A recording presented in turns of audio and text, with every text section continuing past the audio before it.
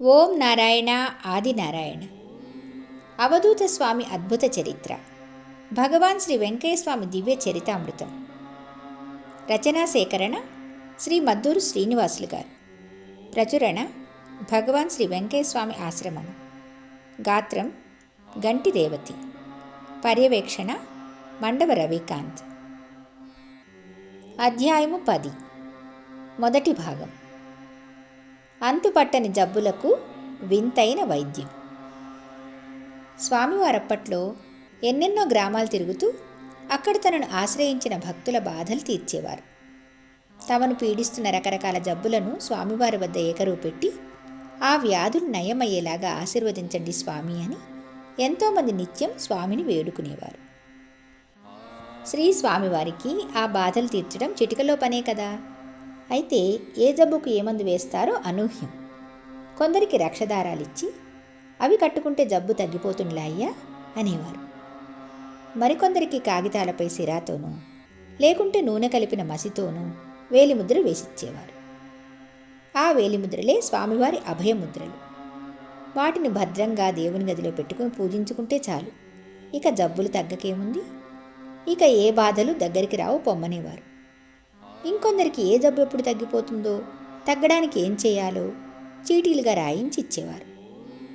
కోట్లు, మణిగెలు, పడిగెలు, రాసులు, జీవాత్మ, సృష్టి ఇలా ఎవరికీ అర్థం కాని భాషలో ఏదేదో మాట్లాడుతూ ఆ చీటీలు రాయించిచ్చేవారు. విచిత్రం ఏమిటంటే ఆ చీటీలో స్వామివారు ఏమి రాయించిచ్చారో అదే జరిగేది. అంతేకాదు, కొందరికి కంచి వరదరాజస్వామి లేదా తిరువళ్ళూరు వీరరాఘవస్వామి మీ బాధలు తీరుస్తారులేయ్యా అనేవారు. ఎవరికైనా ఏమీ చెప్పడానికి ఇష్టపడినప్పుడు అయ్యో పైవాళ్ళు ఒప్పుకోవడం లేదయ్యా అని సున్నితంగా తిరస్కరించి తంబూరనాదం మీటుకుంటూ ధ్యానంలోకి వెళ్ళిపోయేవారు. ఏ జబ్బుకు ఏ మందు ఎలా వాడాలో స్వామివారు చెప్పడం చూస్తే ఎవరికైనా సరే ఆశ్చర్యం వేయక మానదు. భయంకరమైన వ్యాధులకు, జబ్బు పడిన పశువులకు కేవలం సాంబ్రాణిని మంత్రించి ఇచ్చేవారు స్వామివారు. విషసర్పాలు, విషపురుగులు కరిచి ప్రాణాలు పోయే స్థితిలో ఉన్నా కూడా స్వామివారు తుండుగుడ్డను విసురుగా తిప్పుతూ బూఫ్ బూఫ్ అంటే చాలు పోయే ప్రాణం తిరిగి వచ్చేది. ఈ విచిత్రాలన్నీ కొల్లలుగా జరిగాయి. వందలాది మంది ప్రజలకు, ఆపదలో ఉన్నవారికి, బాధల్లో అల్లాడేవారికి స్వామివారి దీవెనలు, మహిమలు ఎంత అద్భుతంగా పనిచేశాయో తెలుస్తుంది. ఇతరులకు ఎంత చెప్పినా అర్థం కాదు. ఇనుకుర్తి గ్రామ నివాసి రామస్వామికి ముగ్గు నుంచి అదే పనిగా నెత్తురు వస్తుండేది. ఎన్ని వైద్యాలు చేసినా నెత్తురు బొట్లు బొట్లుగా వస్తుండేదే తప్ప ఆగేది కాదు. ఆ బాధ వర్ణనాతీతం. ఎంతోమంది వైద్యులను చూశారు కానీ ఎవరూ పూర్తిగా నయం చేయలేకపోయారు. నెలల తరబడిగా ఆయన ఆ బాధతో ఎంత బాధపడేవారో చెప్పలేము. ఒకసారి ఆయనకెవరో చెప్పారు, వెంకయ్య స్వామి వద్దకు వెళ్తే జబ్బు నయం అవుతుందని. దాంతో ఎంతో ఆశతో రామస్వామి వెంకయ్య స్వామి వారిని వెతుక్కుంటూ వచ్చి స్వామివారిని కలిసి తన బాధ చెప్పుకున్నాడు. అదేముందయ్యా, 2 రోజుల్లో పోతుందిలే అయ్యా అని అభయమిచ్చి దీవించారు స్వామివారు. అయితే నీకు 44 రోజుల్లో గండం ఉందయ్యా, అది పోతుందిలే, నేనుళ్ళా అన్నారు స్వామివారు. మళ్ళా స్వామి మీరే ఆ గండాల నుంచి రక్షించాలి అంటూ రామస్వామి ప్రాధేయపడ్డాడు. స్వామివారు రామస్వామికి చీటీ రాయించిచ్చారు. తిరుపతి, కంచి, తిరువళ్ళూరు దేవస్థానాలకు పోయి ప్రతి చోట స్నానం చేసి దేవుళ్ళని దర్శించుకోవాలని, అక్కడంతా టెంకాయ కొట్టి నిద్ర చేసి రావాలని చీటీ రాయించి ఆశీర్వదించి ఇచ్చారు. స్వామివారు చెప్పినట్లుగానే ఆయా దేవాలయాలకు వెళ్ళి స్వామివారు చెప్పినట్లే చేసి వచ్చాడు రామస్వామి. అంతే, ఆ తర్వాత నుంచి ముక్కులో నుంచి నెత్తురు పడడం ఆగిపోయింది. ఆ తర్వాత కొద్ది రోజులకు ఒకసారి వీధిలో నడిచి వస్తుండగా రామస్వామికి ఒక పెద్ద నాగుపాము ఎదురుపడింది. రామస్వామిని ఎటూ కదలనివ్వకుండా పడగెత్తి బుసకొడుతూ అంతెత్తును లేస్తుంది. రామస్వామి ఎటు కదిలితే అది కూడా అటువైపుకే బుసలు కొడుతుంది. రామస్వామి అదెక్కడ కాటు వేస్తుందోనని ప్రాణభయంతో గజగజ వణికిపోయాడు. స్వామి, వెంకయ్య స్వామి, ఎక్కడున్నావు స్వామి? ఈ నాగుపాము కరిస్తే నా పని అయిపోతుంది, రక్షించు స్వామి అని మనసులో పదే పదే మొక్కుకున్నాడు. ఆ తర్వాత కొద్దిసేపటికి ఆ పాము పడగదించి సరసరమంటూ పక్కనే ఉన్న పొదల వైపు వెళ్ళిపోయింది. అమ్మయ్య, బతికిపోయాం, అంతా వెంకయ్య స్వామి దయ అనుకుని రామస్వామి ఇంటికి వచ్చి స్వామివారి చీటీ చూసుకుంటే సరిగ్గా అది 44వ రోజు. స్వామివారు చెప్పినట్లుగానే గండం వచ్చింది. స్వామివారి దయ వల్ల గండం తప్పింది కూడా.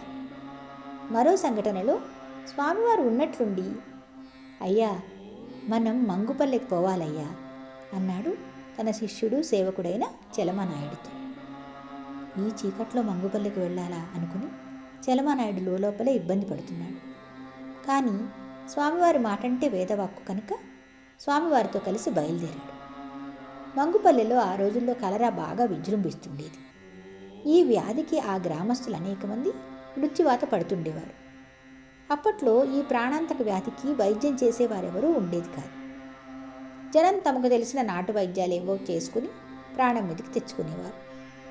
స్వామివారి యోగ దృష్టికి ఆ పల్లె ప్రజల బాధలన్నీ తెలిసిపోయాయి. అందుకే అప్పటికప్పుడు ప్రయాణం కట్టమన్నారు. ప్రయాణం అంటే నడిచిపోవడమే తప్ప మరో మార్గం లేదు. అయితే మధ్యలో ఏరు అడ్డంగా ఉంది. అది మరీ ఉధృతంగా ప్రవహిస్తోంది. ఎలా వెళ్ళడం?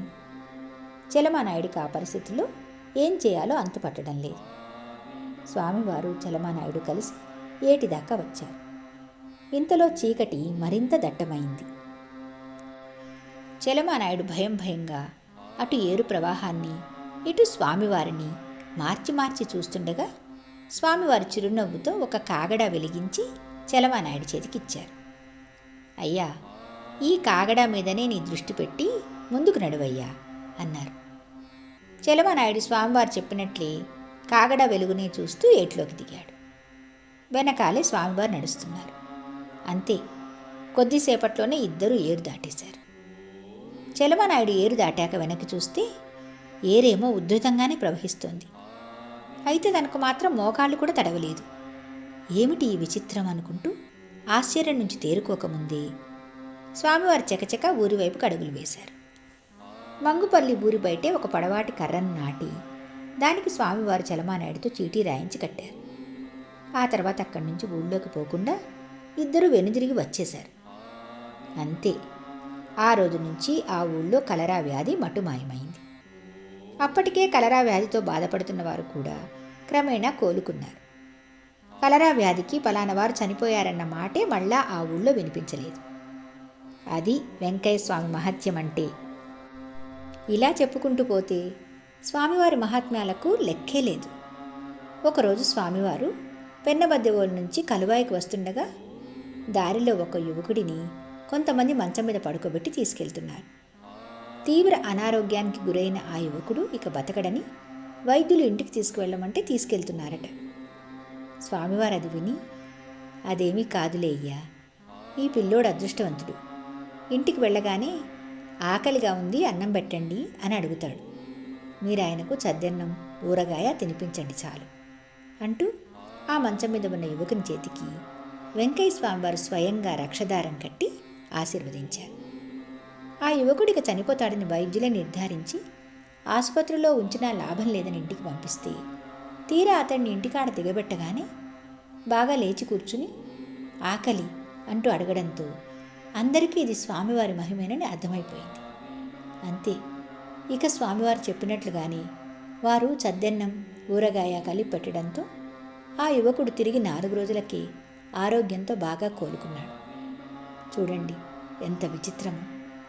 అసలు ఆ యువకుడి అనారోగ్యానికి చద్దన్నం ఊరగాయ వైద్యానికి ఏమైనా సంబంధం ఉందా?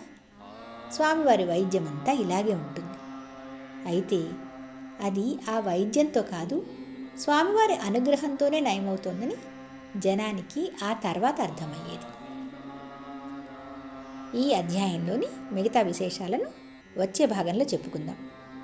భగవాన్ శ్రీ శ్రీ శ్రీ గొలగముడి వెంకయ్య స్వామి మహారాజుకి జై. ఓం నారాయణ ఆదినారాయణ.